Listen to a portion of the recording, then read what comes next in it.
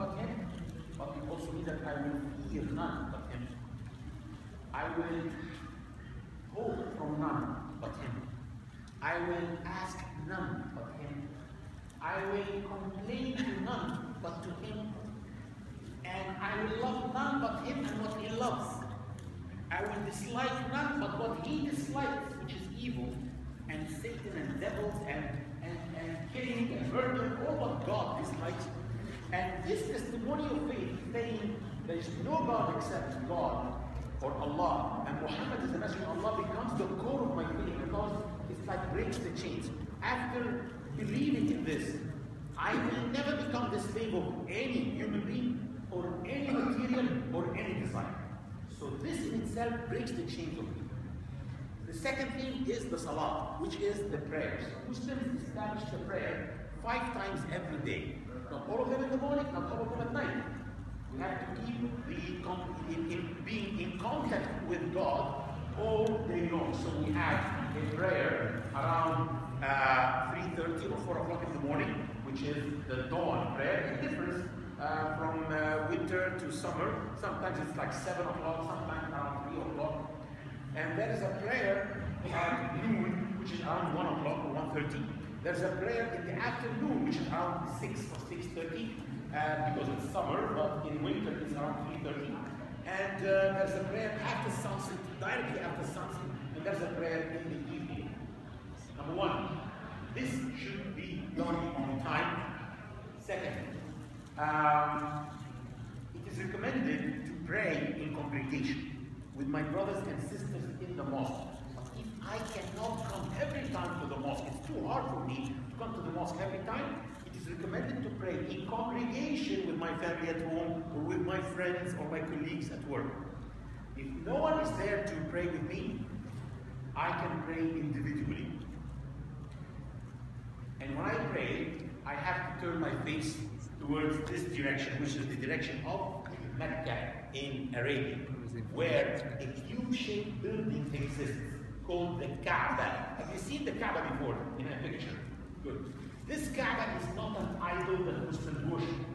This Kaaba, Muslims believe that it cannot do any good or any harm to anyone. The Kaaba only is merely just the first house of worship ever built on earth, built by Adam and then rebuilt by Abraham and his son. But why do Muslims turn their faces towards the Kaaba when they pray, even though it's not an object of worship, it cannot do any good or any harm? It is because the Kaaba serves as a center that unites Muslims around it in circles when they pray. And those circles keep on widening until it spreads all over the earth. So when we prayed here, we were just in this hall, 1,100 people praying. About 24 or 25 lines. These were not straight lines. They seem for people to be straight lines, while actually they are 25 sectors of 25 circles around the Kaaba. So even when I pray individually, focus with me, I still speak in a plural tense. I say, you alone we worship. I don't say I worship. And you alone we turn for help, even though I'm praying individually alone, not in congregation. Why? Because I'm not alone, I'm in a circle. Other brothers and sisters are praying with me on that circle. It's true, not just next to me, but maybe in Denmark, maybe in China, maybe on a boat, maybe on a mountain. But the Kaaba gives us the sense of universality and the brotherhood and sisterhood in this religion. Okay. So this is talking about also, have you seen Muslims praying before? Have you seen when they prostrate on the floor? Can you prostrate and show us how you prostrate?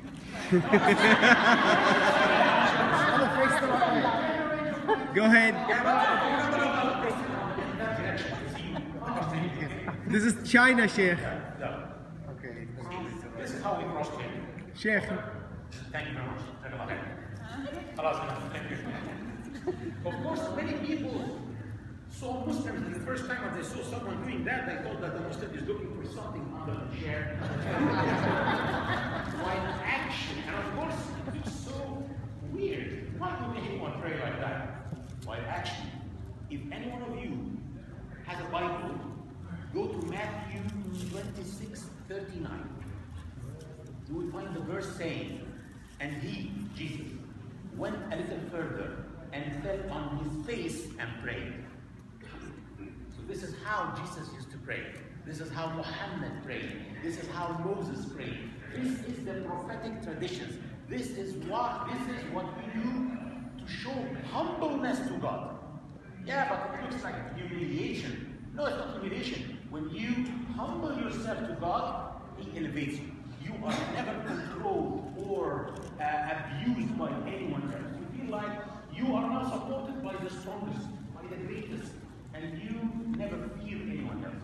This is about the prayer. Also, we have, I told you about the zakat or the alms. We pay 2.5% of any cash savings to the poor, to the needy, to the hungry people, and to the homeless. But zakat is not limited to money or gold or silver. Also, we pay 5 to 10% of any agricultural income to the poor, to the needy, to the hungry people, and to the homeless. One 5% and one 10%.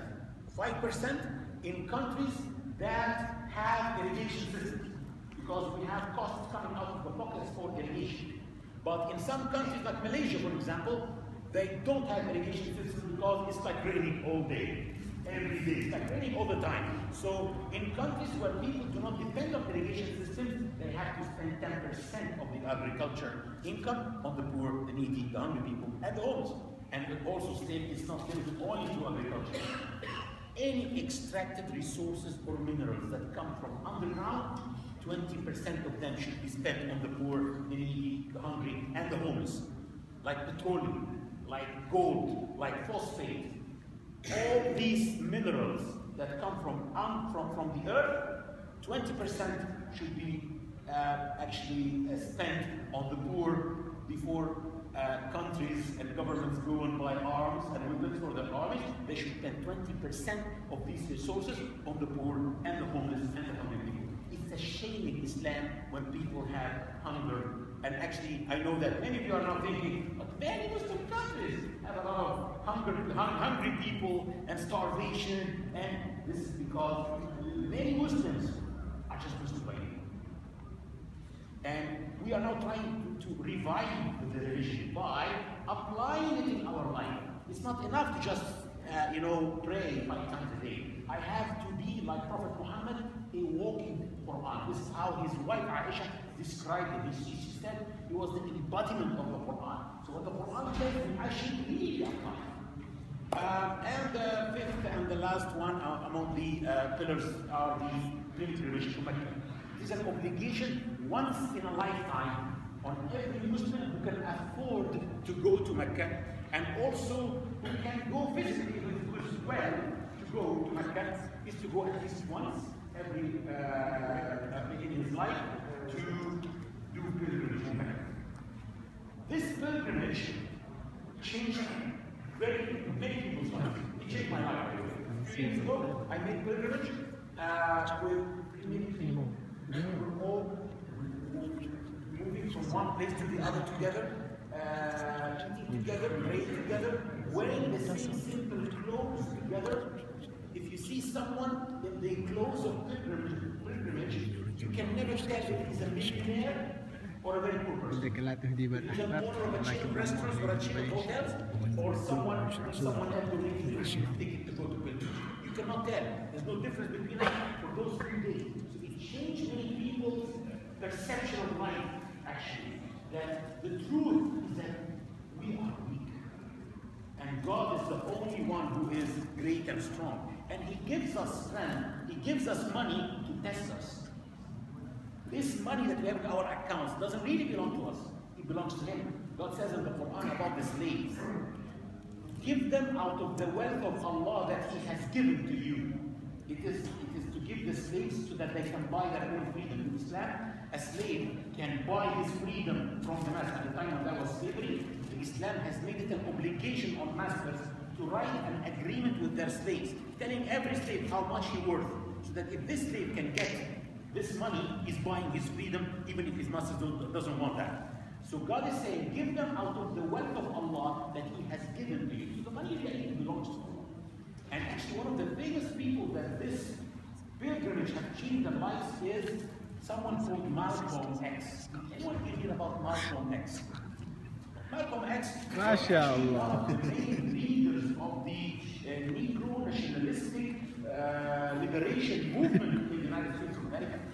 And being Muslim doesn't allow one to be a racist. You cannot be Muslim a racist.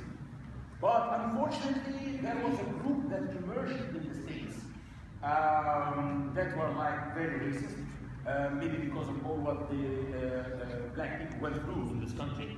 But still, becoming Muslim cannot allow you to become it. But they were racist. This man went to pilgrimage and there he changed. And he wrote those beautiful words in a letter that he sent to the newspapers in New York, announcing his change. He wrote to them, during the past 11 days here in the Muslim world, I have slept on the same rug. I have eaten from the same plate. I have drank from the same cup with fellow Muslims whom their skin is the whitest of white. Their eyes are the bluest of blue. Their hair is the blondest of blonde. And in their deeds and in their worship, I felt the same sincerity of the black people. And then he returned back to the States and he joined mainstream Islam. Why am I focusing a little bit on racism? It is because, of course, many of you are maybe from a Christian or a Jewish background, and maybe all of you know what is the original sin. If I ask anyone about the original sin, he would definitely tell me that Adam ate from the forbidden tree and sin entered into the world. And you know this, the version of this story. Actually, in Islam, we have this story that Adam ate from the tree, but that's not the original sin. Actually, it's not the very first sin. The very first sin in Islam is not the sin of Adam and Eve. It is the sin of Satan, the devil. When God created the human being, He ordered all the creation, and He ordered the highest of the creation, the angels, to prostrate down to greet this new VIP creature, the human being, because this human being would be the boss on earth. So all of them did except one, Satan. So God blamed him in the Quran, telling him, why didn't you prostrate yourself to the one that I created with my hands as I commanded you? Satan said, because I am better than him. You created me from fire and you created him from clay. I am white and he's black. Isn't it the same? I am European and he's Arab. Isn't it the same?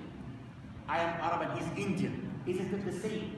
So according to Islamic teachings, the original sin is not an apple that was eaten from a tree. It was racism. And then God told him, get out from paradise, you cannot act as a racist here. So according to Islamic teachings, racists have no place in paradise.